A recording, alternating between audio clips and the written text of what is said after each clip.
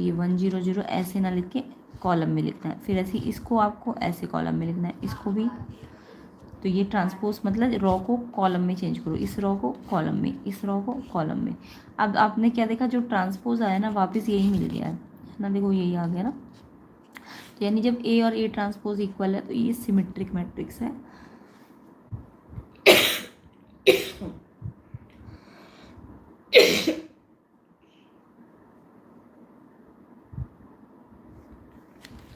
तो answer option C है इसका, सेकंड का सिमेट्रिक मैट्रिक्स। सी ऑप्शन किस किस ने लिखा है, बिल्कुल ठीक आंसर है। नेक्स्ट क्वेश्चन देखो, क्वेश्चन नंबर 3। आपको मैट्रिक्स गिवन है एक 3x5 और एक x-15, इसको मल्टीप्लाई करना है एंड ये 0 दिया हुआ है, x निकालना है।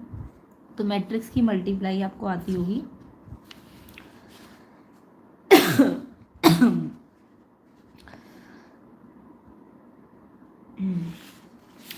तो क्वेश्चन 3 में मैट्रिक्स की मल्टीप्लाई करनी थी। तो ये वाला मैट्रिक्स क्या है, इसमें एक रॉ है और 2 कॉलम है, तो 1 × 2।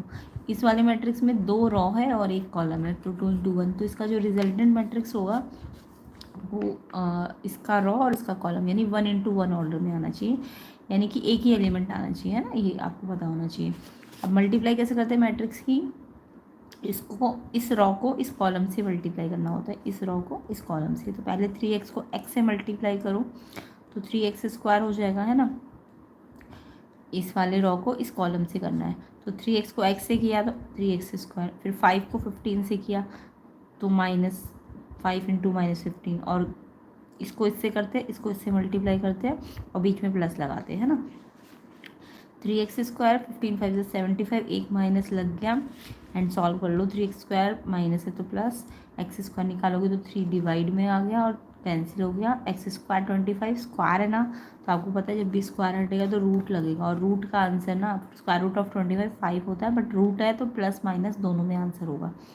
तो इसका आंसर प्लस माइनस दोनों आंसर होंगे, समझ आ गया, क्योंकि स्क्वायर रूट है इसलिए दोनों में आंसर आएगा। ऑप्शन डी इसका आंसर है।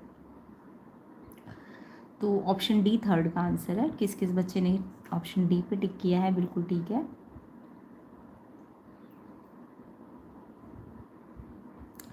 तो फोर्थ का आंसर क्या है, ऑप्शन डी, थर्ड का, sorry.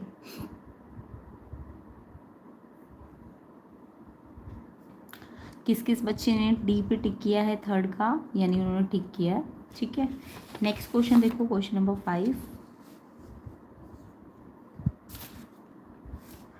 4 sorry. If a matrix given है एंड आपको गिवन है 3a का determinant and equals to k determinant a, तो यहाँ पे डिटर्मिनेंट की प्रॉपर्टी आनी चाहिए। अगर a या मैट्रिक्स गिवन है और आपको उसका 3 टाइम्स डिटर्मिनेंट निकालना है तो इसके लिए एक फॉर्मूला होता है।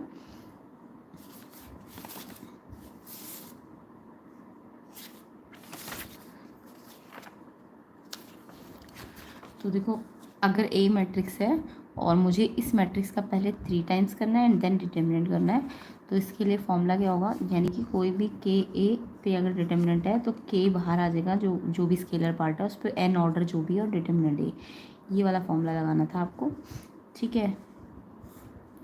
अब के क्या है आपके पास, 3 है तो 3 बाहर आ गया, और एन मतलब ऑर्डर, इसका ऑर्डर देख लो, 2 रॉ है और 2 कॉलम है ना, इसका ऑर्डर कितना है, 2 है, तो के पे एन पावर, के क्या है 3, 3 पे एन मतलब 2 पावर है, एंड डिटर्मिनेंट ए, तो इसको हमने फॉर्मूला वाइज खोल लिया एंड ये इसके इक्वल है। डिटर्मिनेंट से डिटर्मिनेंट कैंसिल हो गया, तो के की वैल्यू क्या आएगी, 3 का स्क्वायर यानी 9। अगर ये ऑर्डर 3 × 3 होता तो 3 की पावर 3 आती। तो के 9 किस किस बच्चे का है, ऑप्शन बी, यानी उन्होंने बिल्कुल ठीक किया है, ऑप्शन बी इसका आंसर है, ठीक है। क्वेश्चन 4 का और 9 आएगा इसका आंसर। नेक्स्ट क्वेश्चन देखिए, क्वेश्चन नंबर 5। क्वेश्चन नंबर 5 का आंसर बताइए क्या आएगा।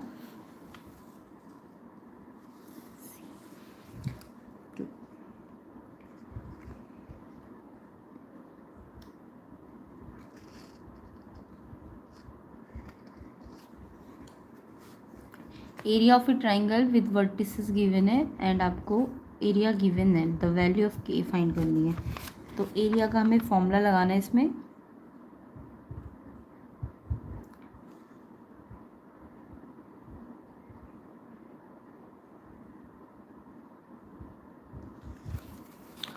देखो एरिया का फॉर्मूला क्या होता है, हाफ वर्टेक्स फर्स्ट को रखो पहले 4 - 1 एंड देन 1k एंड से थर्ड वाला -2 - 1 एंड यहाँ पे 1 1 1, ये एरिया का फॉर्मूला होता है। अब इसे एरिया आपको गिवन है 9 है ना, तो 9 रख दिया हमने एरिया एंड ये 2 यहाँ डिवाइड में ना, तो यहाँ मल्टीप्लाई में आ जाएगा, तो ये 18 हो जाएगा। और फिर ये डिटर्मिनेंट को आपको सॉल्व करना है। अब डिटर्मिनेंट सॉल्व करना आना चाहिए। पहले 4 को बाहर लिया, ये रो कॉलम हाइड किया, k को 1 से मल्टीप्लाई किया एंड -1 को 1 से करेंगे तो 1 आएगा एंड माइनस होता है बट ये प्लस हो जाएगा। फिर ये वाला इधर हम माइनस लेते हैं ना, बट ये माइनस में ऑलरेडी, तो ये +1 बाहर आ गया। फिर ये 1 1 ज़ा 1 एंड 2 1 ज़ा 2, ये +2 आएगा है ना, एंड ये वाला फिर बाहर आएगा, तो ये 1 1 ज़ा 1 -1 -2 के प्लस का हो जाएगा,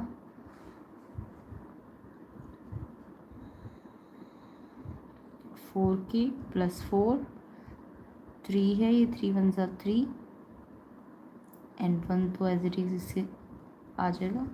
4 2 6k 4 3 7 -1 6, अभी +6 है, यहाँ प्लस हो गया ना, तो ये k कितना आ रहा है 24/6। 4 तो ऑप्शन में नहीं है ना,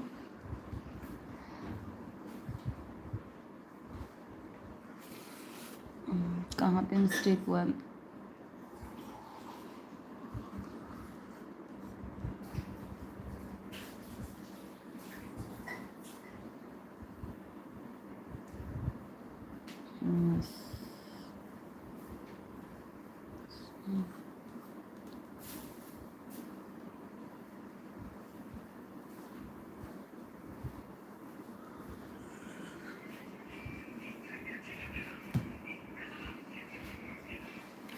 इसका आंसर कंफर्म कीजिए क्या आया है क्वेश्चन 5 का, थोड़ी देर बाद डिस्कस करेंगे इसे। 6th देखिए, इफ़ A 2 3 1 4 फाइंड करना है एडजॉइंट A का डिटर्मिनेंट, तो यहाँ भी प्रॉपर्टी लगनी थी आपकी 6 क्वेश्चन में।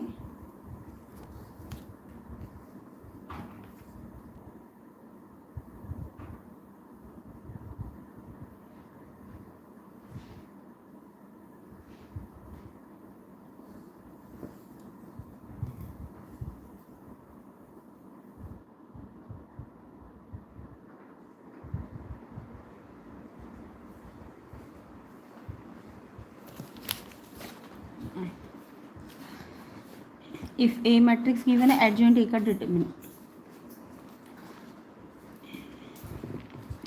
एडजॉइंट ए का डिटर्मिनेंट होता है डिटर्मिनेंट ए n-1 है ना।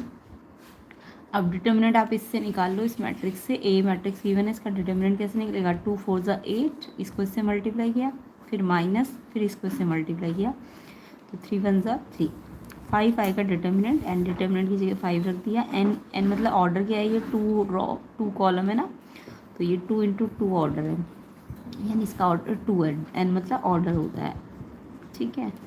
तो ऑर्डर 2 है इसका, तो 2 - 1 यानी 1, तो 5 आएगा इसका आंसर। 5 आंसर यानी ऑप्शन ए, क्वेश्चन 6 का आंसर ऑप्शन ए है 5।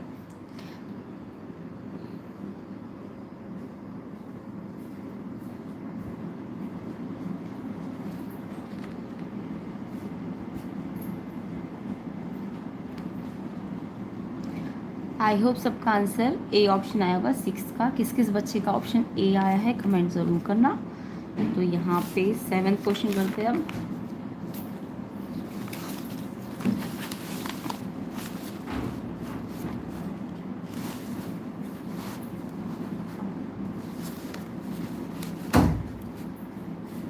देखो d/dx ऑफ fx ये गिवन है और आपको f1 0 दिया है, fx निकालना है। तो जब भी आपको fx का d/dx इस साइड d/dx हो तो आपको fx निकालना है, तो ये d/dx यहाँ से हटता है तो यहाँ इंटीग्रेशन लगता है, ये सबको रूल पता होगा। यानी अगर आपको फंक्शन वापस चाहिए तो ये d/dx यहाँ से हटता है तो उसका यहाँ पे इंटीग्रेशन बन जाता है।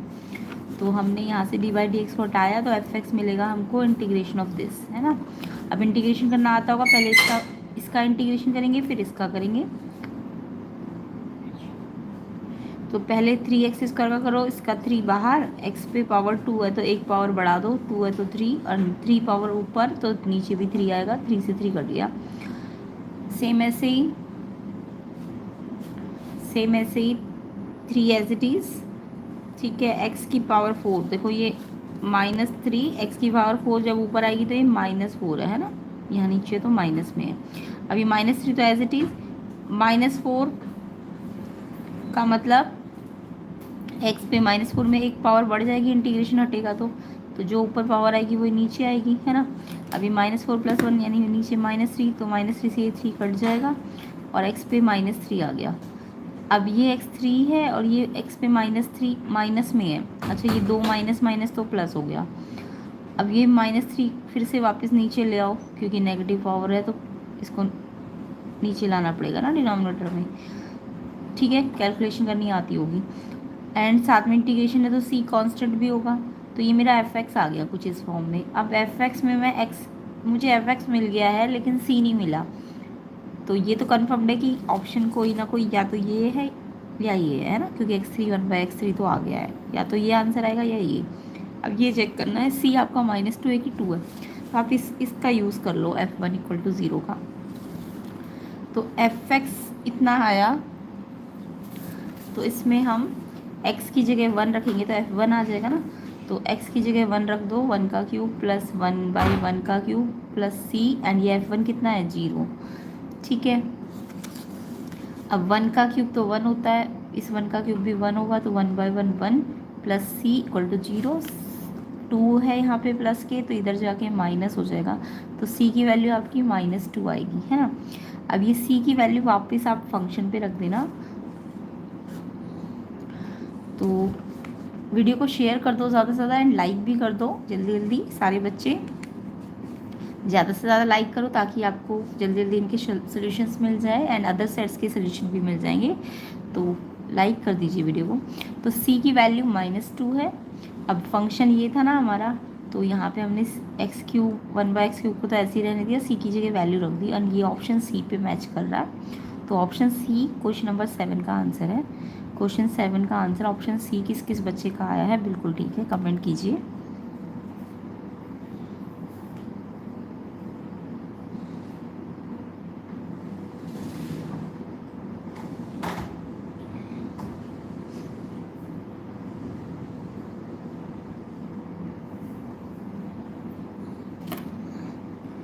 नेक्स्ट क्वेश्चन देखते हैं। क्वेश्चन नंबर 8 बहुत ही सिंपल था। x sin t y cos t and double derivative निकालना था एंड t की वैल्यू π/4 रखनी थी। बहुत ही सिंपल क्वेश्चन था। आंसर कमेंट कीजिए क्या लिख के आए हो क्वेश्चन 8 का। तो x आपको sin t दिया है, y cos t दिया है, ठीक है। x जब भी आपको ये कौन से वाले होते हैं, पैरामीट्रिक फॉर्म होती है ना, x और y t का फंक्शन है दोनों। तो पहले x वाले से dx/dt निकालो, तो dx/dt यानी t की रिस्पेक्ट में इसको डिफ्रेंशिएट करो। sin t है तो cos t हो जाएगा, साइन का डिफ्रेंशिएट क्या होता है cos, और t की रिस्पेक्ट में तो cos t है ना। सेम ऐसे dy का t की रिस्पेक्ट में dy/dt करो। cos का डिफ्रेंशिएशन क्या होता है sin t नेगेटिव, ठीक है। अब आपको dy/dx चाहिए, तो आपको ये dy/dt को इससे डिवाइड करना पड़ेगा, तभी तो ये dy/dx बनेगा, इसको इससे डिवाइड करना है, ठीक है। अब ये ऊपर ये डिवाइड करना है, तो यानी ये ऊपर और ये वाला नीचे आ जाएगा। साइन अपॉन कॉस 10 होता है ना, 10t एंड नेगेटिव 1 है तो लगेगा -10t। अब आपको dy/dx नहीं निकालना, क्वेश्चन में आपको डबल डेरिवेटिव निकालना था। डबल डेरिवेटिव निकालने के लिए फिर से इसका डिफ्रेंशिएशन कर दो। ये dy/dx आ गया ना, तो ये dy/dx है। अब इसका डबल डिफ्रेंशिएट करना है, तो 10t का डिफ्रेंशिएशन आपको पता है sec² t होता है एंड नेगेटिव साइन है लगेगा। अब आपको ये डबल डिफ्रेंशिएशन कर दिया, अब आपको लास्ट में t की वैल्यू कितनी रखनी है, π/4 बोली है ना इस क्वेश्चन में, तो π/4 रखनी है आपको।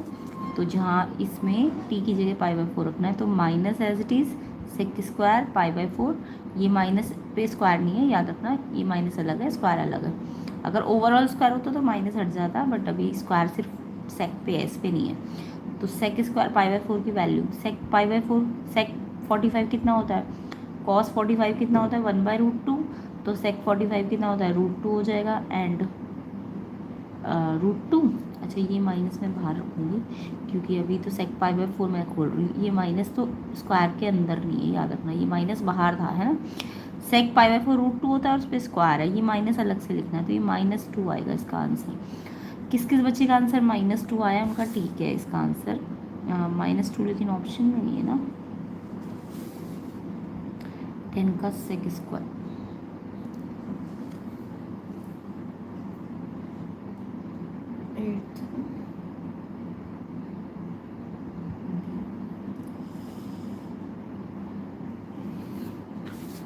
2 आएगा, बट ये नेगेटिव कैसे आ गया। सेक स्क्वायर 20 सेक स्क्वायर होता है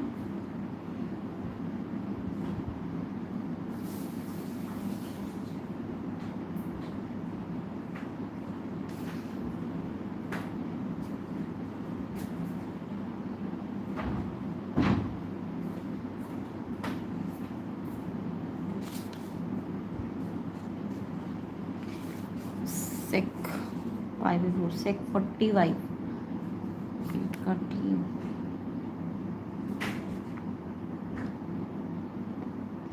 सेक 45 साइन कॉस 45 का उल्टा कॉस 45 1/√2 होता है ना, √2 ही आएगा, ये तो √2 का स्क्वायर 2 होगा, बट नेगेटिव नहीं आ रहा। कमेंट कीजिए इसका आंसर क्या आएगा। dx/dt साइन टी का कॉस टी का माइनस साइन टी,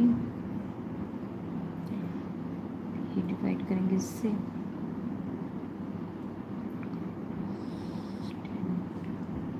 10 का होता है सेक स्क्वायर, टी की वैल्यू पाई बाई 4।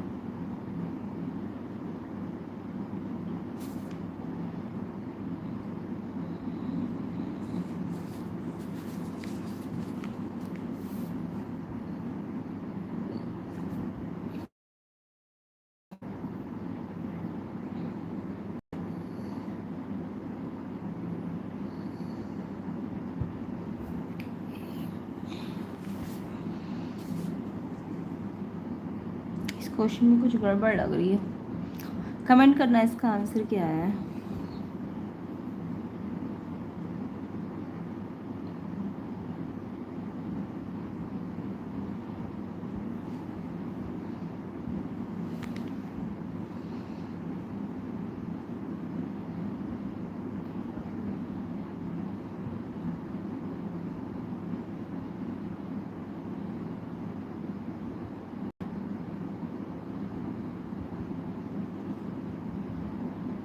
मेरे हिसाब से -2 ही होना चाहिए, बाकी आप कमेंट कीजिए क्या आंसर लिखा है, क्योंकि ये स्क्वायर माइनस पे नहीं है, ये स्क्वायर तो अलग से था ना, 10 का किया हमने, 10 का सेक स्क्वायर नेगेटिव अलग है,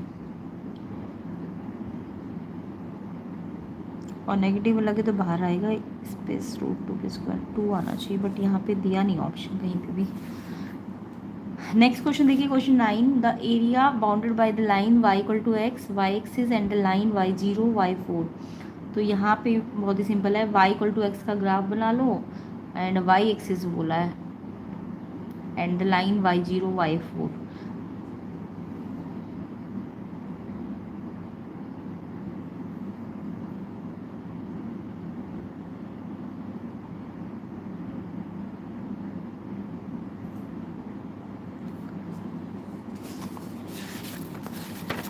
तो देखो y = x, तो अगर मैं इसका ग्राफ प्लॉट करूँगी तो जो x है वही y है, यानी ये 1 1 है, ये 0 0 भी है, 2 2 भी है, तो इसका ग्राफ तो कुछ ओरिजिन से ऐसे जाएगा ना, यही होगा y = x का ग्राफ, ओरिजिन से पास हो जाएगा, 1 पे 1 आ जाएगा, 2 पे 2, 3 पे 3, 4 पे 4, ऐसा कुछ है ना। उसके बाद एक है y = 4, y = 4 y एक्सिस को काट के जाएगा, y = 4 कैसे जाता है, y के 4 से होता हुआ, है ना, और ओरिजिन वाला कैसे जाता है, ऐसे, तो ये दोनों यहाँ पे कहीं इंटरसेक्ट करेंगे, तो ये कौन सा ग्राफ है, y = 4 का, ये वाला y के 4 से कट करके गया ना, तो अगर y यहाँ पे 4 है तो ये इंटरसेक्टिंग पॉइंट में ये लाइन क्या है, y = x वाली है ना, तो ये पॉइंट 4 4 आ जाएगा, है ना, तो ये जो पॉइंट आया ये वाला 4 4 आ जाएगा, क्योंकि y भी 4 है और x भी सेम ही है इसके, 4 4 पॉइंट है ये।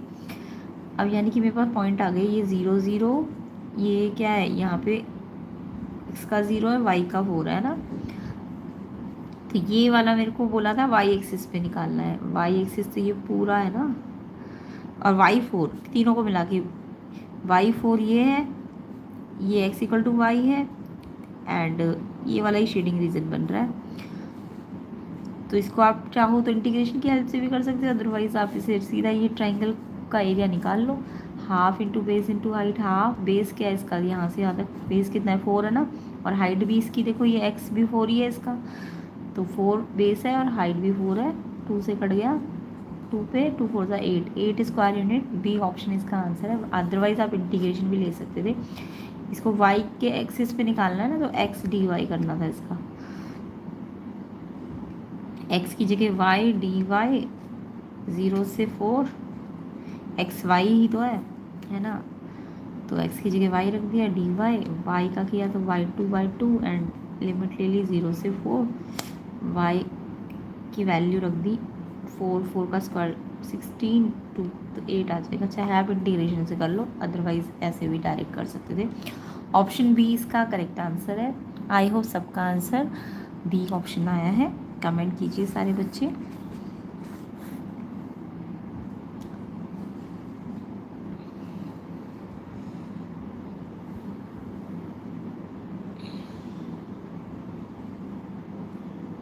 एंड वीडियो को ज़्यादा से ज़्यादा शेयर कर दो, लाइक कर दो जल्दी जल्दी, ताकि और बच्चे भी अपने आंसर्स मैच कर ले, एंड अदर साइड्स के सोल्यूशन भी थोड़ी देर में सॉल्व हो जाएंगे। 10th क्वेश्चन देखिए।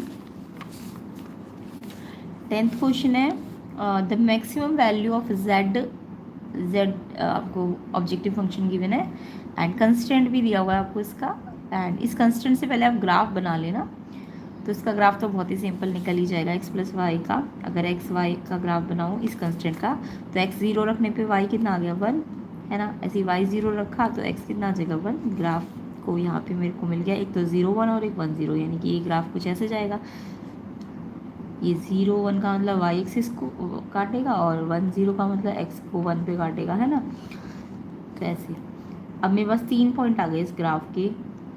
एक तो ये कंडीशन दी थी है ना, तो ये वाला शेडिंग रीजन आ गया, और क्योंकि ये 0 0 देखो एक्स वाई को मैंने 0 0 रखा तो 0 आया, 0 लेस देन इक्वल टू 1, यानी ये ट्रू है तो यानी 0 ऑरिजिन की तरफ शेडिंग हो गई ना, तो ये है शेडेड रीजन इसका। ओके, तो यानी कि मेरे को इस वाले पॉइंट, ये जो 3 पॉइंट आए इन पे मुझे चेक करना है इस फंक्शन को किस पे मैक्सिमम है। तो पहले मैंने 0 1 रखा, तो x 0 है y 1 है, तो इसमें रख दो 3x की जगह 0 y की जगह 1, तो ये 0 बन गया, ये 4 1 4 आ गया।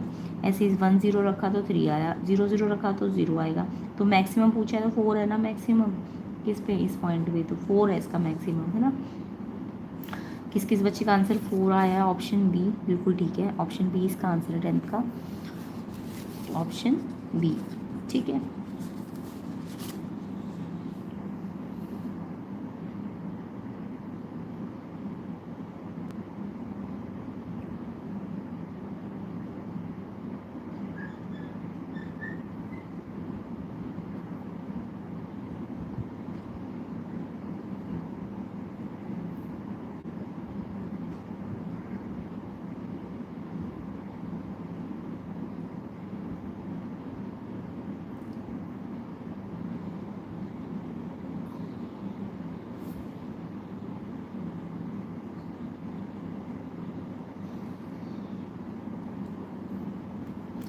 तो किस किस बच्चे का आंसर बी ऑप्शन है 10th का, कमेंट कीजिए।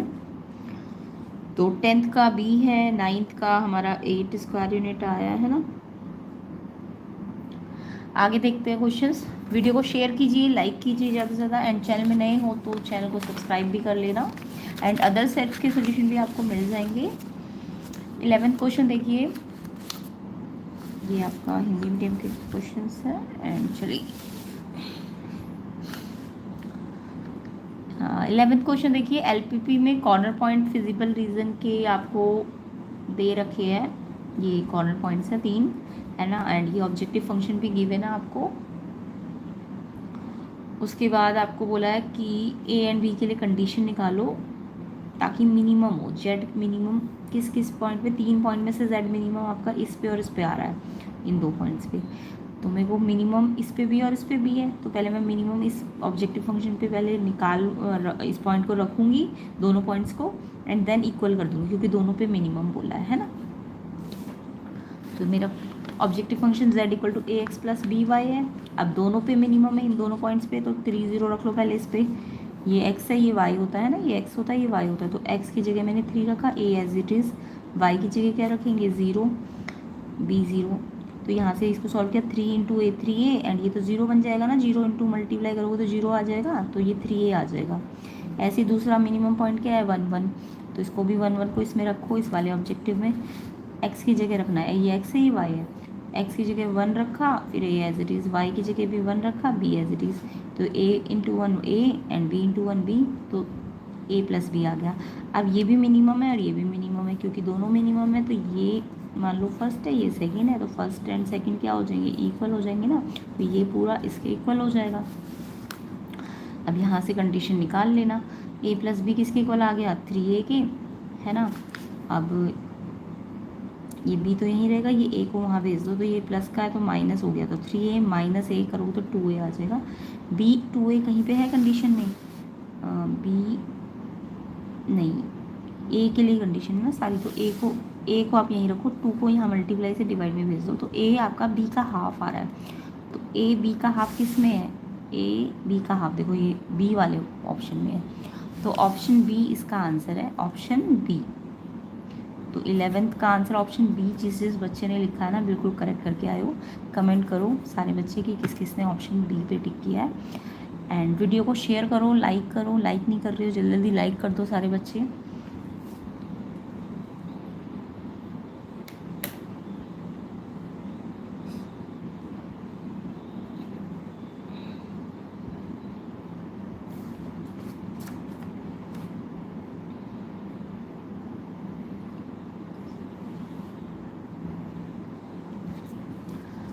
चलिए नेक्स्ट क्वेश्चन देखते हैं। 12th आपका वेक्टर में से था, वेक्टर वाला भी बच्चों को हार्ड ही लगता है बट इजी था क्वेश्चन। वेक्टर ए का मैग्नीट्यूड गिवन है, वेक्टर बी का मैग्नीट्यूड गिवन है आपको, एंड साथ में vector a dot vector b dot product दिया है 2, है ना।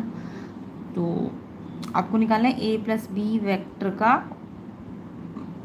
मैग्नीट्यूड, यानी आपको वेक्टर की एडिशन निकालनी है ना। वेक्टर की एडिशन डायरेक्ट तो प्लस नहीं करोगे कि 1 और 2 लिख के 3 आ जाओ, नहीं ऐसे नहीं, हमें इसमें देखना पड़ेगा कि एंगल कितना है ए और बी के बीच में, क्या पता कोई एंगल हो, है ना। तो एंगल देखने के लिए मुझे इस पे ना एंगल इस डॉट प्रोडक्ट से एंगल निकालना पड़ेगा। हाँ अगर कुछ एंगल नहीं हुआ, दोनों के बीच में एंगल ही नहीं हुआ ए और बी में, तो सिंपल प्लस हो जाएगा ये दोनों, है ना। बट अगर एंगल निकल आया तो फिर फॉर्मूला चेंज हो जाता है ना, पता है ना। तो वेक्टर एडिशन के लिए जो आप फिजिक्स में फॉर्मूला पढ़ते हो वो लगता है इसमें। तो यहाँ मैंने देखा वेक्टर ए दिया है, वेक्टर बी दिया है और डॉट प्रोडक्ट दिया है। अब डॉट को खोलो, ए डॉट बी क्या होता है, ए का मैग्नीट्यूड बी का magnitude and cos theta, a dot b का फॉर्मूला यही होता है ना, एंड गिवन है 2। अब ए मैग्नीट्यूड दिया है 1, इसका मैग्नीट्यूड दे रखा है आपको 1, इसका मैग्नीट्यूड भी दे रखा है 2, cos theta equals to 2, cos theta निकालना है तो ये 2 बन जाए 2 मल्टीप्लाई से डिवाइड में आ गया, इससे डिवाइड होगा तो 1 आ गया कट के। तो कॉस थीटा 1 कब होता है, कॉस थीटा 1 कब होता है, कॉस थीटा 1 कॉस 0 पे होता है ना, कॉस 0 पे कितना होता है 1 होता है, तो कॉस थीटा 1 कब होता है कॉस 0 पे, कॉस 0 पे 1 की जगह मैं कॉस 0 लिख सकती हूँ, तो थीटा कितना आ गया 0, यानी थीटा 0 का मतलब दोनों में कोई एंगल ही नहीं है, यानी ए और बी जो वेक्टर है वो सेम लाइन पे लाई कर रहे हैं। जब सेम लाइन पे लाई करते हैं तो अगर सेम लाइन पे लाई करते हैं तो जो इनका वेक्टर होता है वही इनका स्केलर पार्ट भी होता है। तो अगर ए भी 1 चला और बी भी 1 चला और सेम डायरेक्शन में चला, तो इट मीन्स डायरेक्ट भी आप पता कर सकते हो, अगर सेम लाइन है, सेम डायरेक्शन है ना, थीटा का 0 मतलब सेम डायरेक्शन है, तो सेम डायरेक्शन का मतलब आप डायरेक्ट जोड़ सकते हो इनके स्केलर पार्ट को ही, तो वही वेक्टर एडिशन भी आएगा जब सेम डायरेक्शन हो, ठीक है। तो 3 आ गया। बट अगर आपको इसे प्रॉपर फॉर्मूले से करना है तो फिर फॉर्मूला लगा लो।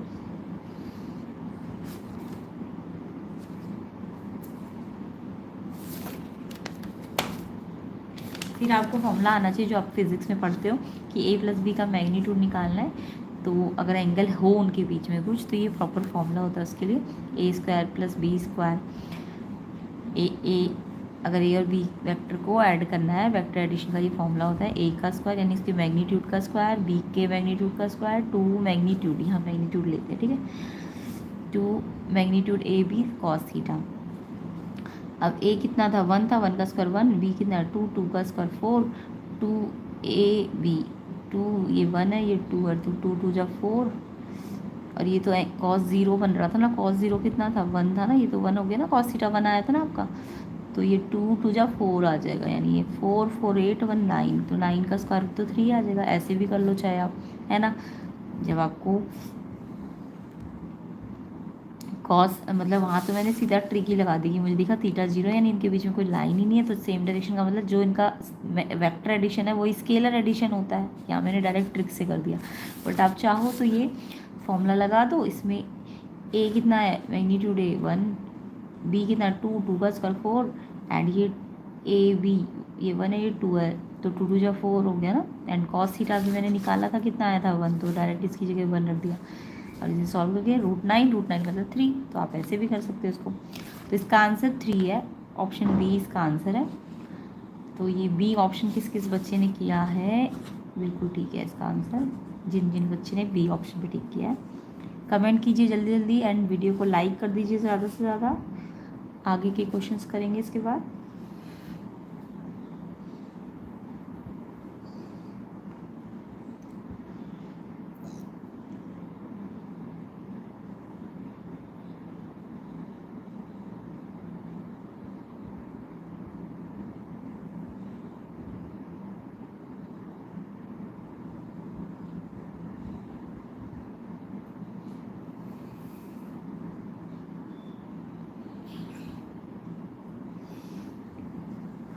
नेक्स्ट देखिए 13 question, cot root x upon root x d x का इंटीग्रेशन बोला था। तो यहाँ पे देखो कॉट का जो थीटा है वो भी रूट एक्स है और नीचे भी रूट एक्स है, तो जो भी कॉट का एंगल होता है, जो भी मतलब ट्रिग्नोमेट्री एंडिस के एंगल होते हैं ना, उनको हम जनरली सब्स्टिट्यूशन लगा देते हैं। तो इसको रूट एक्स को आप टी मान लेना, मान लिया होगा आपने, है ना, रूट एक्स टी। तो इसको कैसे करते हैं, जब सब्स्टिट्यूशन करते हैं तो इसका डिफ्रेंशिएशन कर देते हैं ना हम, डिफ्रेंशिएट टी के रिस्पेक्ट में। तो रूट एक्स का डिफ्रेंशिएशन क्या होता है 1/2 रूट एक्स, एंड साथ में टी के रिस्पेक्ट में कर रहे हो तो D x upon D t, और फिर डी टी यहाँ चला जाएगा, और टी का कितना होता है 1, है ना। तो ये सब्स्टिट्यूशन मेथड आई होप सबको आता होगा। तो इसका डिफरेंशिएशन किया 1/2 रूट एक्स, एंड क्योंकि टी के रिस्पेक्ट में किया था तो D x by d T यहाँ भेज दिया, एंड टी का किया तो 1 आया। और मेरे को तो दिख रहा है ये 1/√x है ना, नीचे क्या है 1/√x, तो ये 1/√x की जगह क्या लिख सकते हो, देखो 1/√x, यहाँ से ये 2 को हटाओ तो यहाँ पे ये डिवाइड से मल्टीप्लाई में चला गया, तो 1/√x को मैं डायरेक्ट 2dt लिख सकती हूँ। तो मैंने कॉट √x की जगह t प्लेस किया, कॉट t, एंड ये जो 1/√x dx है ये किसके, इसकी जगह कितना रख दिया 2dt, है ना।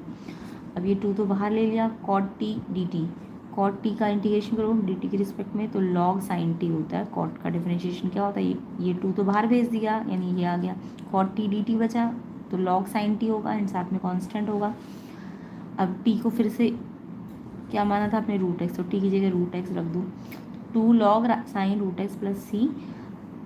अगर साइन ना होता ऑप्शन में तो फिर यहाँ पे कॉट टी का integration minus log cosec T हो जाता, ठीक है, अगर कॉसेक के रिस्पेक्ट में होता तो -2 ये वाला आ जाता, तब आंसर आता -2 लॉग कॉसेक टी की जगह क्या आ जाता root x plus c. But option में कॉसेक वाला फॉर्म नहीं है, साइन वाला है, तो हमने ये वाला लगाया है। सी ऑप्शन आंसर है 13 का। तो आई होप ये लिखा होगा आंसर, कमेंट कीजिए। तो इसका आंसर है 2 log sine root x plus C, C option correct answer है। नेक्स्ट क्वेश्चन देखिए 14th,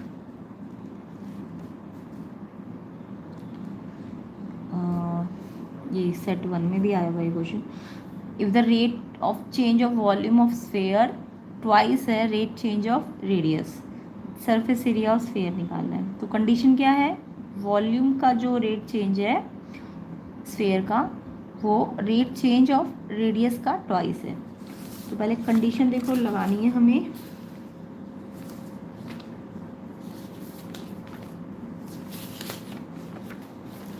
आपको कंडीशन क्या दी है, वॉल्यूम नहीं, जो रेट चेंज वॉल्यूम है, तो वॉल्यूम का रेट चेंज मतलब d v by d t, और रेडियस का रेट चेंज जब भी बोले तो टाइम के रिस्पेक्ट में होता है, d r by d t. अब ये जो d v by d t है ये डबल है किसका, d r by d t का, ये आपको गिवन है, ठीक है, इसका यूज़ करना है हमको। तो वॉल्यूम का रेट बोला है क्वेश्चन में, तो वॉल्यूम का फॉर्मूला लगाओ, स्फेयर का वॉल्यूम का फॉर्मूला लगाओ, क्या होता है, स्फेयर का वॉल्यूम होता है 4/3 पाई आर क्यू। अब क्योंकि d v by d t given है क्वेश्चन में इस फॉर्म में, तो हमें इसका डिफरेंशिएशन करना पड़ेगा बट टी के रिस्पेक्ट में। तो d v by d t करोगे तो टी के रिस्पेक्ट में करना है, आर के रिस्पेक्ट में नहीं करना।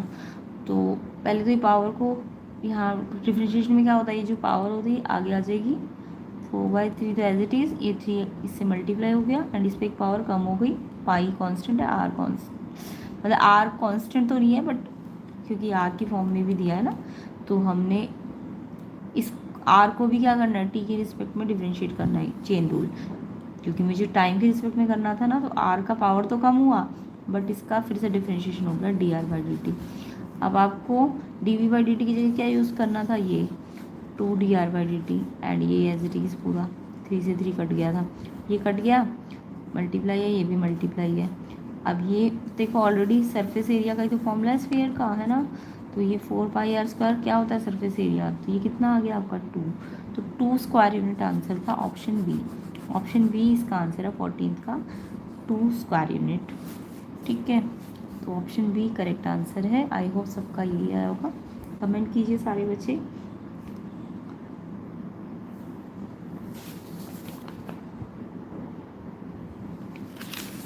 नेक्स्ट क्वेश्चन देखिए 15।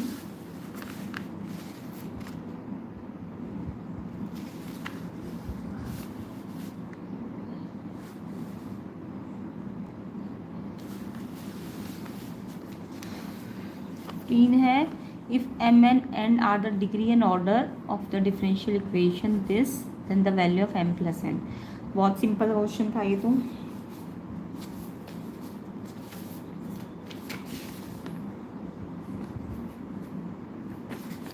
तो यहाँ पे डिफरेंशियल इक्वेशन करेक्ट फॉर्म में है ना, जो इनकी इसकी फॉर्म होती है। तो अब इसका मेरे को ध्यान से देखो, डिग्री तो m है और ऑर्डर n है इसका, है ना, तो डिग्री m है और ऑर्डर n है। पहले ऑर्डर निकाल लो, ऑर्डर क्या होता है, जो भी हाईएस्ट डेरिवेटिव होता है। तो ये देखो ये dy बाई डी एक्स, ये तो सिंगल डेरिवेटिव है और ये डबल डेरिवेटिव है। तो ऑर्डर क्या होता है, हाईएस्ट डेरिवेटिव, हाईएस्ट डेरिवेटिव, है ना, ये तो सबको पता होगा हाईएस्ट डेरिवेटिव। तो इसमें से हाईएस्ट डेरिवेटिव क्या है, ये तो सिंगल डेरिवेटिव है ना, ये ब्रैकेट के अंदर देखो ये सिंगल डेरिवेटिव है और ये डबल डेरिवेटिव है। तो हाईएस्ट डेरिवेटिव तो ये है ना, तो डबल डेरिवेटिव का मतलब ऑर्डर इसका 2 है ना। अब ऑर्डर 2 है, अब ऑर्डर मिल गया। अब डिग्री हर बार डिफाइंड नहीं होती है, मैंने पहले भी बता रखा है, बट इस केस में डिग्री डिफाइंड है। क्यों, क्योंकि यहाँ पे ऐसा कुछ नहीं है, ऐसा कुछ होता ना कि साइन के साथ अंदर dy बाई डी एक्स होगा, या e के ऊपर dy बाई डी एक्स होगा, या log के साथ dy बाई डी एक्स, ऐसे log के x की जगह ये आ गया, या e के ऊपर ये आ गया, या साइन के ऊपर या cos के साथ, तब तो डिग्री डिफाइंड नहीं होती है। बट इस केस में डिग्री डिफाइंड है। तो डिग्री क्या होगी, डिग्री होगी जो भी ऑर्डर आया ना, हाईएस्ट ऑर्डर जो होगा, हाईएस्ट ऑर्डर उसकी जो पावर होती है, उसकी जो पावर होती है। तो हाईएस्ट ऑर्डर तो मेरा सेकंड ऑर्डर था ना, तो सेकंड ऑर्डर वाले पे कितनी पावर है, इस पे पावर है कोई नहीं है, इस पे कितनी पावर है 1 पावर है, ये मत लिख देना 3 नहीं है इसका आंसर। डिग्री इसकी इस पे जो पावर होगी, हाईएस्ट ऑर्डर पे जो पावर होती है उसे डिग्री कहते हैं। तो इस वाले हाईएस्ट ऑर्डर पे 1 पावर है ना, तो इसकी डिग्री 1 है, तो डिग्री 1 है। तो आपको m प्लस n निकालना था, m 1 आया, m कितना आया 1 और n आया 2, तो 1 और 2 3 आएगा इसका आंसर। 3 आंसर ऑप्शन बी इसका करेक्ट है, ऑप्शन बी। अब देखो ये मैं इसलिए बता रही हूँ क्योंकि क्या पता है माइनस n होता तो गलत हो जाएगा ना, तो इसलिए आपको यहाँ तो प्लस है तो आगे पीछे कुछ भी लिख सकते हो, बट ध्यान रखना है कि m क्या है और n क्या है। तो m प्लस n 1 प्लस 2, तो 3 आएगा इसका आंसर, ऑप्शन बी 15 का आंसर है। आई होप ये तो सबका ही सही होगा। एंड ये इसलिए थोड़ा बहुत समझा रही हूँ नेक्स्ट ईयर वाले बच्चे, एंड ये जो भी प्रिपरेशन करेंगे नेक्स्ट ईयर वाले बच्चे सीबीएसई बोर्ड या कोई भी बोर्ड की, तो उनके लिए हेल्पफुल भी रहेगा। ये एक इम्पॉर्टेंट क्वेश्चन पेपर है, तो आपको PYQ के फॉर्म में इसे अच्छी तरह से प्रैक्टिस करना है। चलिए नेक्स्ट देखिए 16 क्वेश्चन।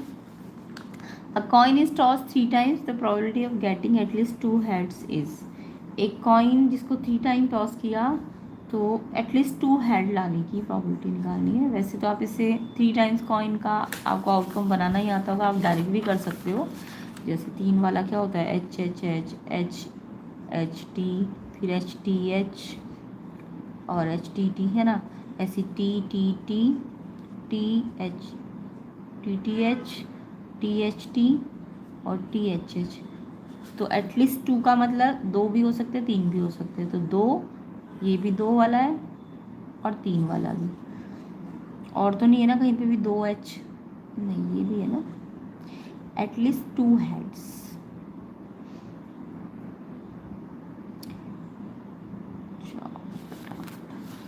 चार यानी कि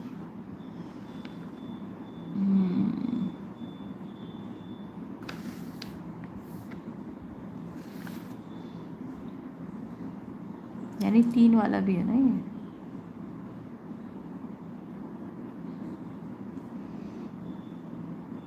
दो हेड भी हो सकते हैं, 3 हेड भी हो सकते हैं ना। एटलीस्ट 2 हेड है तो 2 हेड वाले तो 3 है, 4/8 बनेगा इसका आंसर। 4/8 बनेगा, 4 बन रहे ना ऐसे।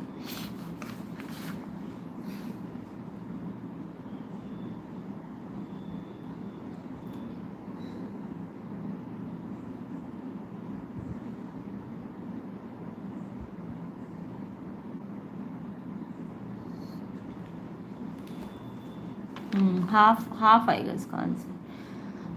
हाफ किसने लिखा है, option number A, option A.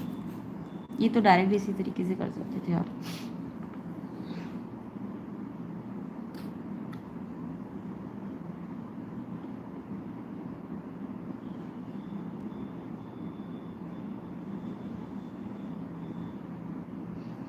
अगर एग्जैक्ट 2 हेड होते तब 3/8 आता।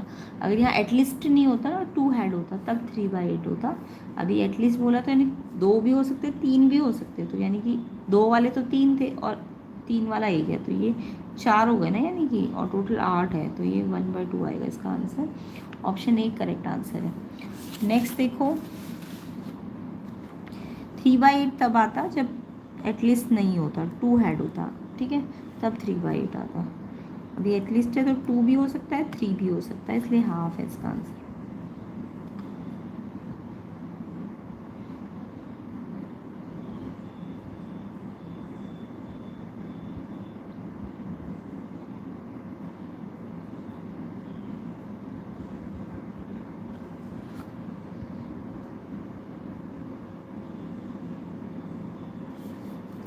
सेवनटीन देखिए, 2 vector a and b such that, ये भी मैंने बहुत बार करा रखा है क्वेश्चन। ए क्रॉस बी का मैग्नीट्यूड ए डॉट बी है, ये तो आप डायरेक्ट याद भी रखा करो। जब भी क्रॉस का मैग्नीट्यूड डॉट के मैग्नीट्यूड के बराबर होता है, डॉट के मतलब बराबर होता है, तो एंगल आपका ना 45 आता है, 5/4। याद रखा करो ये वाला तो डायरेक्ट, बाकी सॉल्व भी कर सकते हो। कंडीशन दी हुई है ए क्रॉस बी का मैग्नीट्यूड ए डॉट बी के बराबर है। ए क्रॉस बी का मैग्नीट्यूड का फॉर्मूला लगाओ, A magnitude B magnitude sine theta. अब देखो यहाँ मैग्नीट्यूड है इसलिए मैंने डायरेक्शन नहीं ली, वैसे क्रॉस प्रोडक्ट डायरेक्शन होता है, तो यहाँ एन कैप होता अगर ये मैग्नीट्यूड नहीं होता। बट क्योंकि मैग्नीट्यूड लगा है तो ये डायरेक्शन पार्ट हट जाएगा, ये होता है इसका मैग्नीट्यूड का, ठीक है। ऐसे डॉट का, डॉट तो स्केलर ही है तो यहाँ पे कोई डायरेक्शन नहीं होती है। ए का मैग्नीट्यूड, बी का मैग्नीट्यूड, कॉस थीटा। अब ये तो कैंसिल हो गए, मल्टीप्लाई में थे ना, यहाँ भी तो कैंसिल हो गए। तो साइन थीटा अपॉन ये कॉस थीटा यहाँ अपॉन में आ गया, इधर अपॉन में आया तो ये 1 बचेगा यहाँ पे, ये तो कट गया ना। तो कॉस थीटा नीचे आ गया तो यहाँ 1 बचा। टेन थीटा हो गया साइन अपॉन कॉस 1, 1 को 10 में चेंज कर लो, 10 π/4 होता है, तो थीटा 5/4। तो याद भी रखा करो, 5/4 मतलब 45 आएगा इसका। जब भी ये कंडीशन दी होती है तो एंगल 5/4 होता है। 45 मतलब option c, option c correct answer है। किस किस बच्चे ने लिखा है, बिल्कुल ठीक है इनका आंसर। नेक्स्ट क्वेश्चन देखो, 18th, the integrating factor of differential equation. ये डिफरेंशियल इक्वेशन है बट ये इसकी प्रॉपर फॉर्म नहीं है, आपको पहले इसकी प्रॉपर फॉर्म में लाना पड़ेगा। क्वेश्चन 18 प्रॉपर फॉर्म क्या होती है, dy बाई डी एक्स अलग होगा, फिर पी वाई वाई वाला बिल्कुल अलग होगा और बचा हुआ एक्स्ट्रा, ये होती है इसकी प्रॉपर फॉर्म। या दूसरी फॉर्म भी होती है एक, या तो एक form dy by d x वाली होती है या एक dx बाई डी वाई वाली भी होती है, dx अपॉन डी वाई, तब वहाँ पे p के साथ x होता है और फिर वहाँ पे q, एक ये भी होती है। बट क्योंकि मेरे को क्वेश्चन में dy बाई डी एक्स है तो यानी ये वाली फॉर्म बनानी है मुझे, तो इससे पहले थोड़ा सिंप्लीफाई करना पड़ेगा। तो सिंप्लीफाई करने के लिए y यहाँ भी है, y यहाँ भी है, तो y को बिल्कुल सेपरेट करना पड़ेगा आपको, है ना। तो पहले इस वाले को थोड़ा, ये देखो दो टर्म है नीचे एक है, तो ये x इसके अपॉन में भी है और इसके अपॉन में भी है। अब y है तो इस y वाले टर्म को भी आप यहाँ से यहाँ ले जाओ, तो प्लस है तो यहाँ आके माइनस हो गया, ये यहीं रहेगा। अब y कॉमन ले लो, तो यहाँ y कॉमन दोनों में से, तो ये 1 बचेगा अंदर और ये 1/x बचेगा।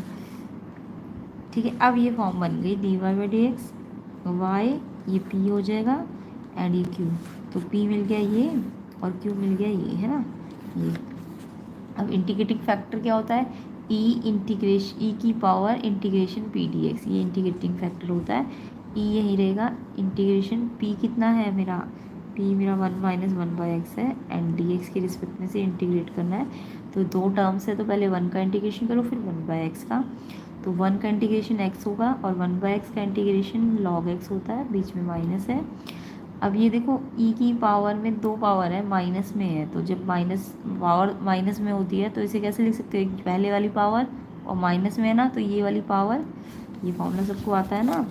अगर x पे m माइनस n पावर है तो x पे एक m पावर है और n भी है, लेकिन माइनस में तो ये नीचे है x की n, ये फॉर्मूला एक्सपोनेंट का।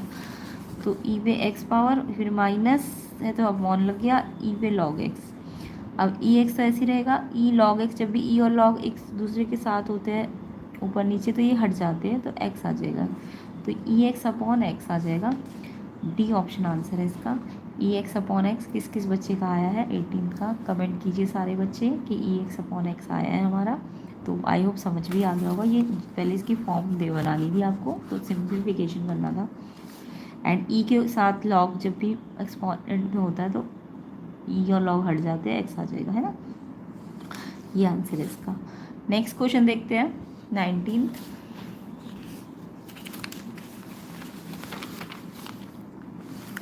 एजर्शन रीजन है 1920 में।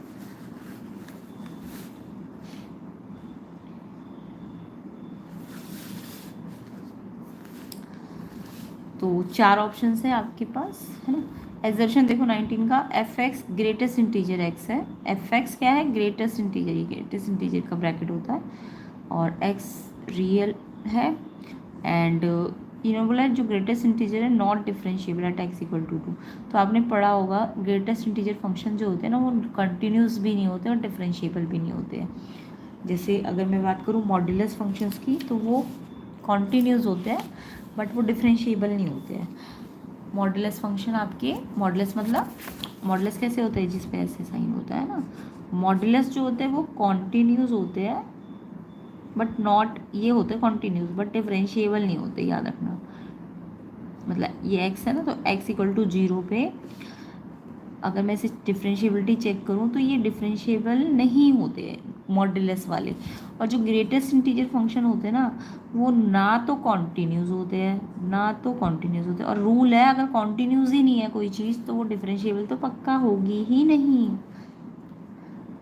ये कॉन्टीन्यूस है तो यानी प्रोबेबिलिटी थी कि ये डिफरेंशिएबल भी हो, बट क्योंकि इसके ग्राफ कुछ x इक्वल टू 0 पे, ये ग्राफ देखो 0 पे ये इधर है, लेफ्ट पे ये ऐसा बन रहा है नीचे की तरफ, और तो ये -1 होता है, ये 1 होता है लेफ्ट पे, यानी वैल्यू अलग देता है मॉड्यूलस वाला। तो कॉन्टीन्यूस तो है, अब कॉन्टीन्यूस है तो फिर आप बाद में चेक करो डिफरेंशिएबल है कि नहीं, बट ये 0 पे डिफरेंशिएबल नहीं है।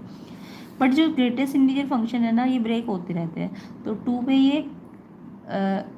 पे ये ऐसे कुछ ऐसे बनेंगे ना ये, तो 2 के लेफ्ट पे ये कुछ और वैल्यू देंगे और 2 के राइट पे ये कुछ और वैल्यू दे देंगे, तो यानी कि ये ना तो कॉन्टीन्यूस है क्योंकि ब्रेक हो रहे हैं, और अगर कॉन्टीन्यूस नहीं है तो पक्का ये डिफरेंशिएबल भी नहीं होते हैं।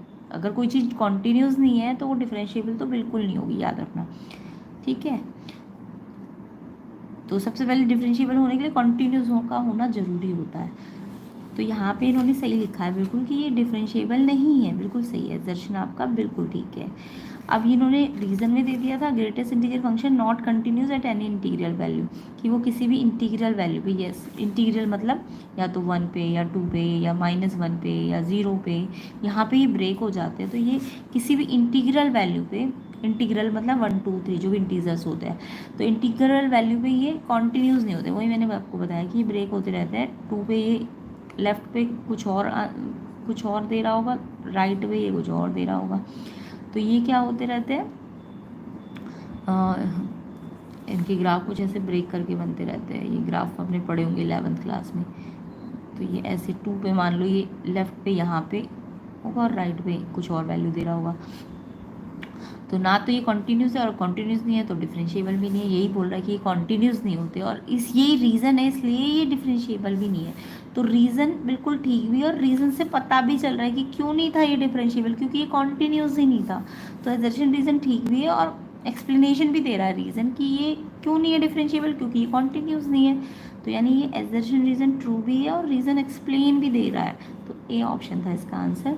तो 19 का आंसर ए ऑप्शन किस किस बच्चे ने लिखा है, बिल्कुल ठीक है, दोनों ठीक भी है और एक्सप्लेनेशन भी ठीक है इसकी 19 की। नेक्स्ट देखो 20 क्वेश्चन, कंसीडर द फंक्शन है R to R, real to real पे है, ठीक है, रियल टू रियल पे डिफाइन करना है fx = x³। अब ये जो fx फंक्शन है ये बोला क्या ये 1 1 फंक्शन है। तो देखो 1 1 फंक्शन का में क्या करता है कि मैं एज्यूम कर लेती हूँ जो फंक्शन x पे x की वैल्यू में 2 पे निकालूंगी, x1 और एक x2। तो इसको मैंने एज्यूम किया फंक्शन x1 पे और x2 पे इक्वल है। अगर ये इक्वल है तो अगर ये मान लो fx1 फंक्शन fx2 के इक्वल है तो ये जो लास्ट में हमारा x1 x2 भी इक्वल आ जाना चाहिए, है ना। तो यहाँ पे fx अगर x³ है तो fx1 निकालूंगी तो x की जगह x1 रखूंगी और इस पे क्यूब है। जैसे x2 पे निकालूंगी तो x की जगह x2 रखूंगी, इस पे क्यूब। अब क्यूब से क्यूब क्या हो जाएगा, कट जाएगा, है ना। तो x1 किसके इक्वल आ गया, x2 के। तो यानी जब ऐसा हो कि ये आपने माना और ये इक्वल आ जाए तो ये 1 1 होता है ना। या तो आप इसे हालांकि सॉल्व भी कर सकते थे, x1 का क्यूब माइनस x2 का क्यूब बराबर 0, x1 माइनस x2 क्यूब का फॉर्मूला लगा दो, x1² plus x2 plus x2 का स्क्वायर।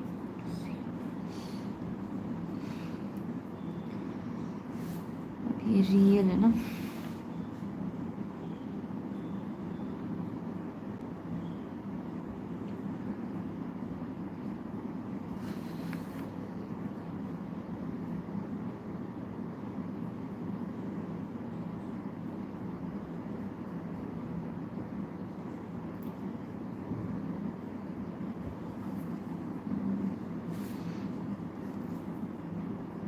वन वन का मतलब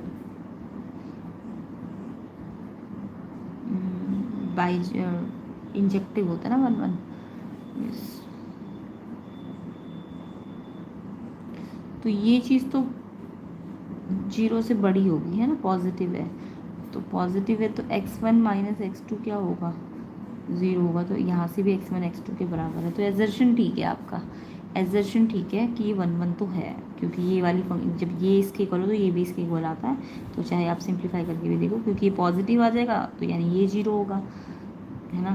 तो x1 x2 के बराबर आ जाएगा।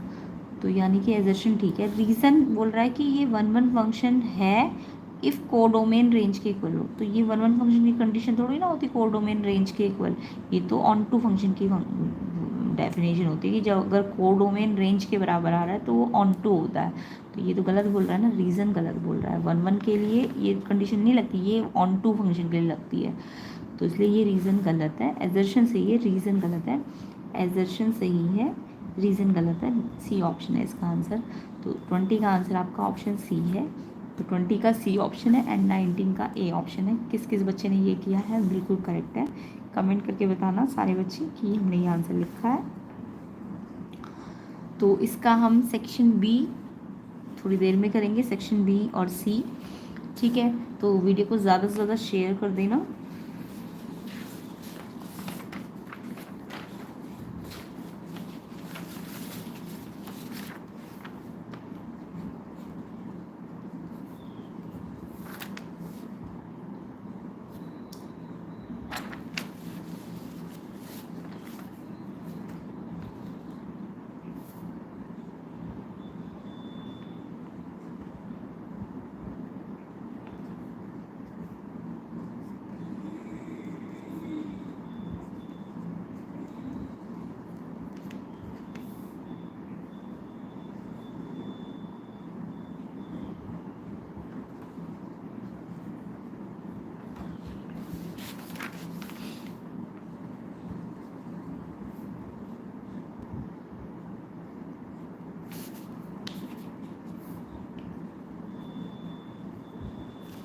ये सिंपल क्वेश्चन है। 21 तो बहुत ही सिंपल था।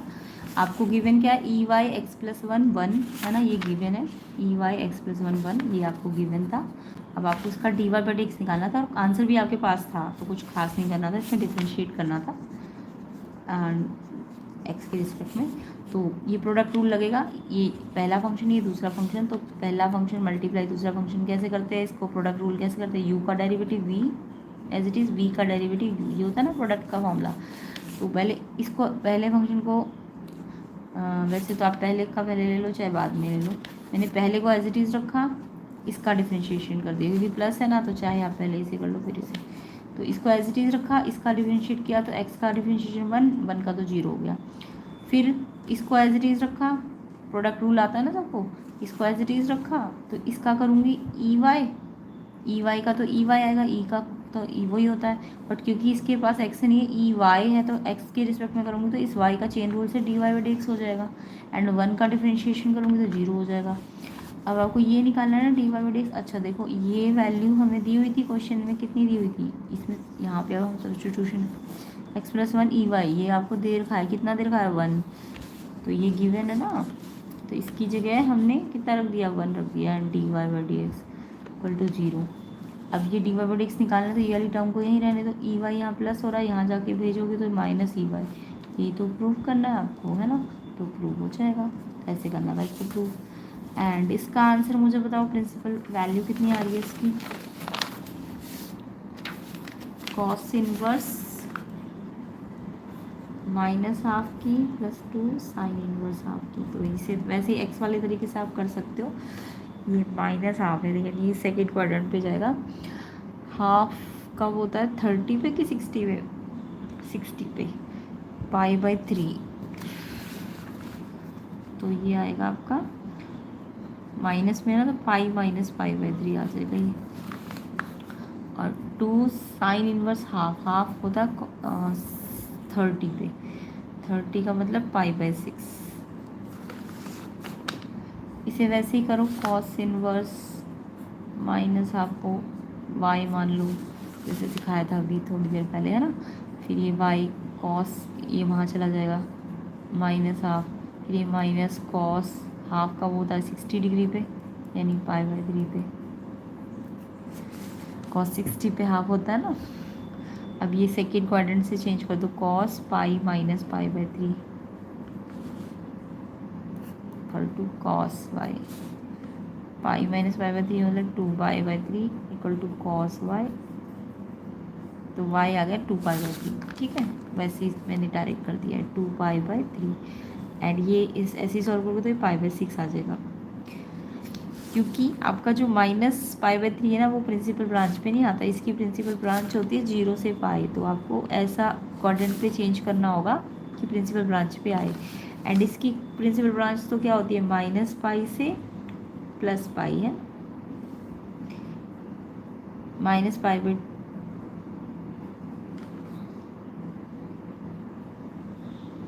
2 से प्लस पाई बाई 2 पे ना,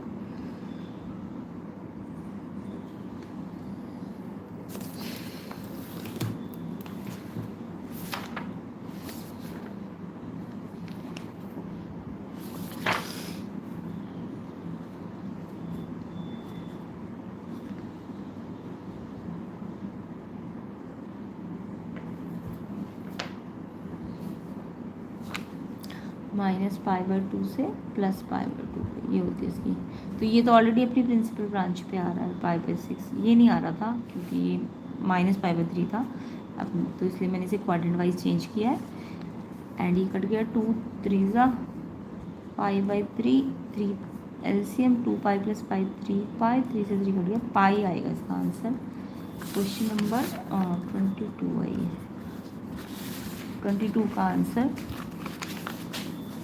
पाई आएगा। किस किस बच्चे का आया कमेंट की कर देना।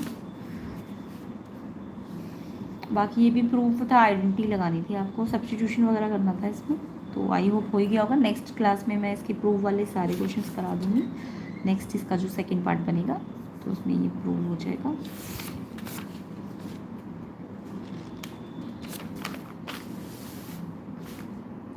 ये तो आपका एनसीईआरटी का ही क्वेश्चन आया हुआ था, spherical balloon has a variable diameter, find the rate of change of its volume with respect to it. और डायमीटर वेरिएबल है, याद रखना। ये एनसीईआरटी का क्वेश्चन है, इसको हम नेक्स्ट पार्ट में कवर कर लेंगे पूरा।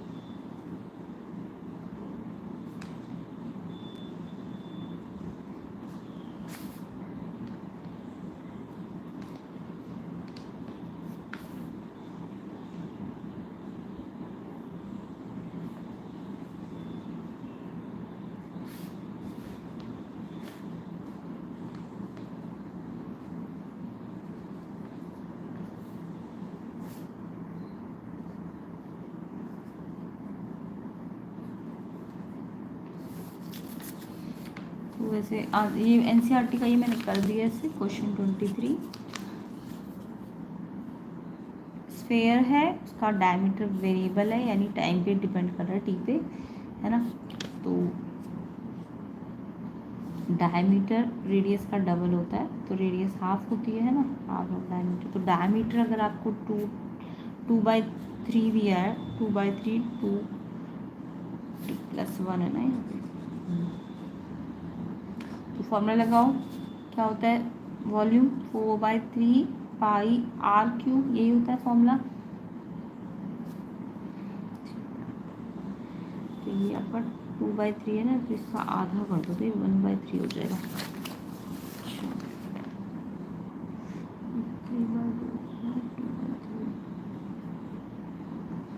3/2 का 3/4, 2/3 का आधा करना ना, 2/3 का आधा करना है, तो कितने बचेगा 1/3 बचेगा।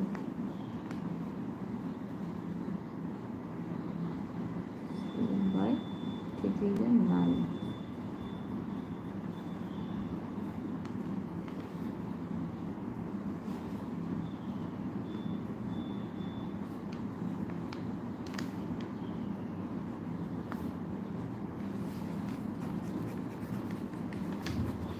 वैल्यू वाइज रख देना, 4π/9 × 3 2t + 1 का स्क्वायर बचेगा, और इसका इंटीग्रेशन 2 आएगा, 8π/3 2t + 1 का होल स्क्वायर, ये आएगा इसका आंसर। कुछ नहीं है, बस रेडियस निकाल लेना, रेडियस 1/2 ऑफ डायमीटर, डायमीटर आपको दिया था ये पूरा, तो 2/3 2t + 1, तो रेडियस आ जाएगी 2 से 2 कट के 1/3 2t + 1 है ना। और इस पर रख देना 1/3, ये क्वेश्चन में कितना दिया हुआ है 2/3, तो 2/3 का आधा कर दिया मैंने, तो 2 से 2 कट गया, तो यानी ये 1/3 आ जाएगा, जैसे क्या आ गया ना 1/3, 1/3 2t + 1 का होल क्यूब। और ये फॉर्मूला रेडियस की जगह मैंने ये रख दिया, और इस पर क्या लगा क्यूब। अब 1/3 तो इससे मल्टीप्लाई हो गया, तो ये 4/9 हो गया, और 2t + 1 का होल क्यूब। अब मैं इसका dv/dt करूँगी अगर नेक्स्ट लाइन में, ये तो भी v है ना, तो ये तो कांस्टेंट है, एज इट इज़ आएगा 4π/9। इसका डेरिवेटिव करो तो ये 3 आ गया, इस पर एक पावर कम होकर 2 लग गई, और फिर क्योंकि ये t नहीं है तो इसका फिर से चेन रूल कर दो, इसका 2t + 1 का, तो इसका 2 आ जाएगा, 2t का क्या आ जाएगा 2, एंड देन 3 से ये 9 कट गया, 3 3 जा 4, और ये 2 8, 8π/3 2t + 1 का होल क्यूब। किस किस का आंसर ही आया स्क्वायर, तो ये मेरा dv/ क्या आ जाएगा dt आ जाएगा। बस ये रेडियस आपको ध्यान से निकालनी है इसमें। किसका आंसर आया ये कमेंट कीजिए। Find the angle between the lines, angle का फॉर्मूला लगा दो।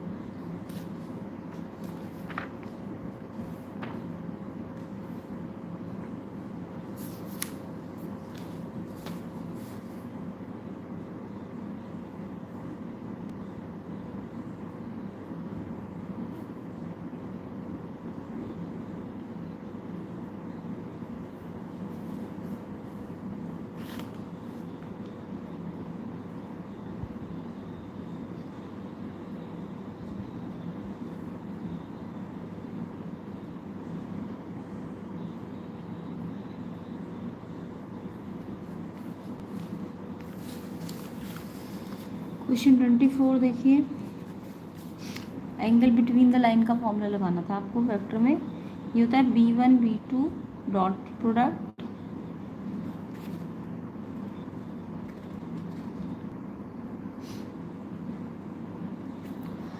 ठीक है, b1 का मैग्नीट्यूड b2 का। ये अगर वेक्टर के बीच में एंगल निकालना, ये वेक्टर के बीच में है तो vector a dot b, vector a b, but ये हमें लाइन के बीच में निकालना है। तो ये एंगल बिटवीन लाइंस जब निकालना हो तो ध्यान रखना, दो लाइनें हैं, आप उसको पहले इसकी वेक्टर फॉर्म दोगे। पहली लाइन को a1 plus lambda v1, a2 plus mu b2। अब ये हमें सिर्फ इसका b1 b2 चाहिए, a1 a2 नहीं चाहिए, b1 b2 चाहिए होगा, उनका डॉट और उनका मैग्नीट्यूड नीचे लाना है। तो आपको पहले से इसकी जनरल फॉर्म बनाओ, क्योंकि लैम्डा देखो मिक्स हो गया है ना, तो लैम्डा को अलग करना है आपको। आर वेक्टर 3i कैप अलग कर दिया मैंने, ऐसे ही लैम्डा वाले लास्ट में लेंगे। 3i cap minus 2j cap and 6k cap, ठीक है। उसके बाद अब लैम्डा को अलग कर लो, लैम्डा बाहर ले लिया, तो यहाँ से लैम्डा अगर बाहर लिया तो 2i कैप बचा अंदर, इसमें से अगर लैम्डा बाहर लिया तो माइनस माइनस प्लस, और क्या बचा 2j कैप,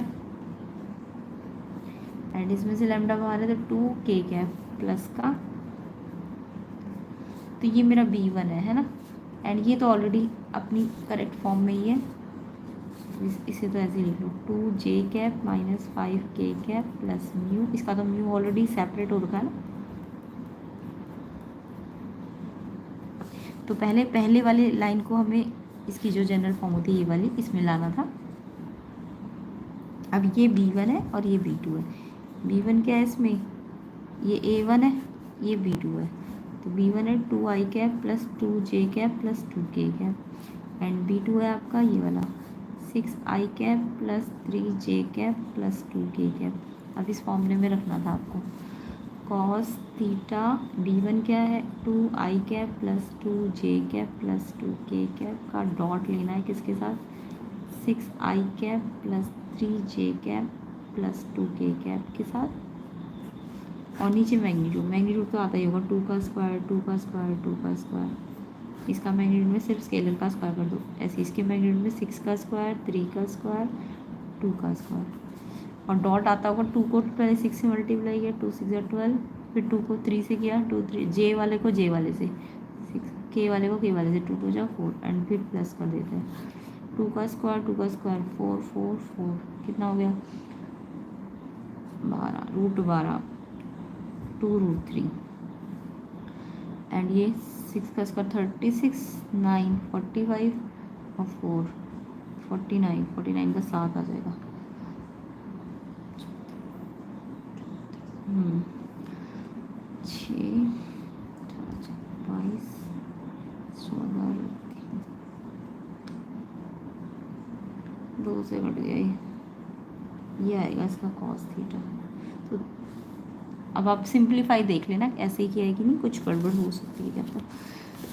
मेरे हिसाब से ये आएगा 11/7 √3, एंड थीटा निकालना तो कॉस को यहाँ इन्वर्स में ले जाना, ठीक है।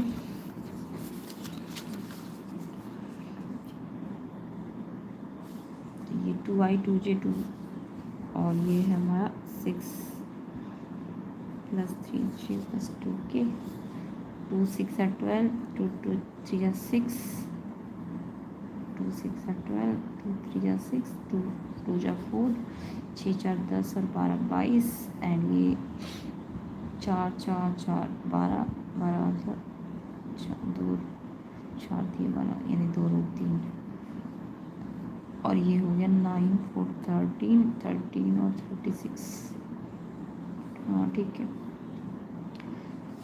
तो कॉस थीटा आएगा आपका 11/7 √3। तो थीटा निकालना तो कॉस इनवर्स भेज देना उधर 11/7 √3, ठीक है। ये आंसर आना था, कमेंट करके बताना। बाकी कोलिनियर में कुछ नहीं होता, लेमडा निकालना है, कोलिनियर बोल दिया इन्होंने, तो सेक्शन फार्मूला भी लगा सकते हो, या फिर आप इसे वेक्टर की हेल्प से कर लो कोलिनियर के लिए।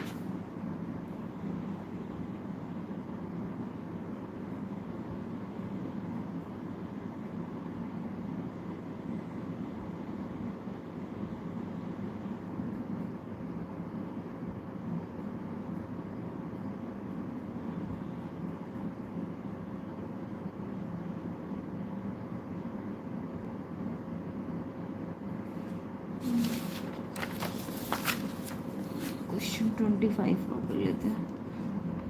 -1 2, ये एक पॉइंट दिया, एक 28 लैम्डा दिया है आपको, और तीसरा 3 11 6। तो अगर मेरे को ये ए पॉइंट है, ये बी और ये सी है, तो पहले ए बी निकाल लेते हैं। ए बी के लिए क्या करना है, ए बी वेक्टर बनाना है। तो इसमें से इसको माइनस करूँ, 2 में से माइनस करूँगी 1 तो प्लस हो जाएगा, है ना, और आई क्या ऐसे, ठीक है।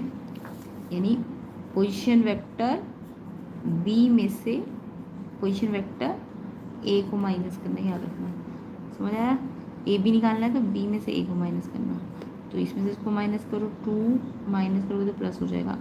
जैसे 8 में से इसको माइनस करोगे तो प्लस हो जाएगा, जे कैप हो जाएगा, एंड लेमडा -2, और ये क्या हो जाएगा, के कैप हो जाएगा। ओके, एंड ऐसी बी सी अगर निकालना है तो बी सी कैसे निकालोगे, सी वेक्टर में से पोजीशन वेक्टर सी में से पोजीशन वेक्टर बी को माइनस करोगे, ठीक है। ये आता होगा सबको करना। तो सी क्या है, ये 3 -2 करोगे तो 1, मैं डायरेक्ट कर रही हूँ। 11 - 8 करोगे तो कितना आएगा, 11 - 8 3 के जे कैप, एंड 6 - लैम्डा के कैप। अब ए बी क्या होना चाहिए, जब कोलिनियर है ना तो इसका आई वाला इसके आई का रेशो 3/1, ठीक है। ऐसे इसका जे वाला 9/3, ये रेशो सेम है, देखो आ रहा है ना सेम। ऐसे ये वाला रेशो इसके सेम आना चाहिए, लेमडा -2/6 - लैम्डा, और ये सारे रेशो बराबर होने चाहिए। ये कोलिनियर की कंडीशन होती है। ये A1 है, ये B1 है, ये C1 है, ये A2 है, ये B2 है, ये C2 है। तो A1/A2, B1/B2, C1/C2, या फिर कह सकते हो कोई भी ए बी वैक्टर ना sum lambda times of B C vector, ये वाली कंडीशन, इसका मतलब भी वही होता है। तो मैं ये वाली सिंपल है, ये A1, इसका आई वाले के साथ आई वाले का रेशो लो, जे वाले के साथ जे वाले का लो, और के वाले के साथ के वाले का लो।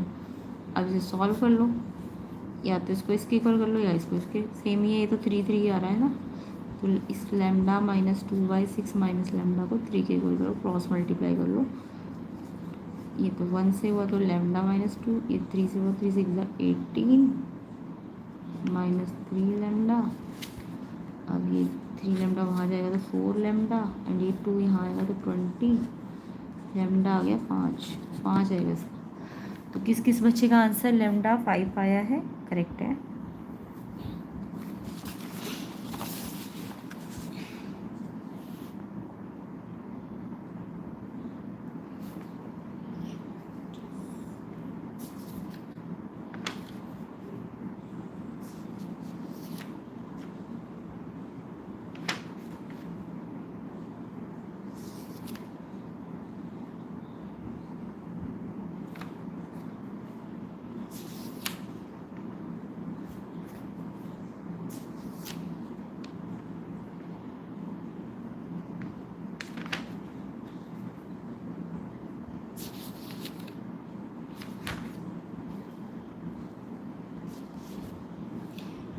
S1 के इसके बाद आएंगे, थोड़ी देर में आएंगे, ठीक है। तो इसकी नेक्स्ट वीडियो में आपको 65 S1 के सॉल्यूशंस मिल जाएंगे।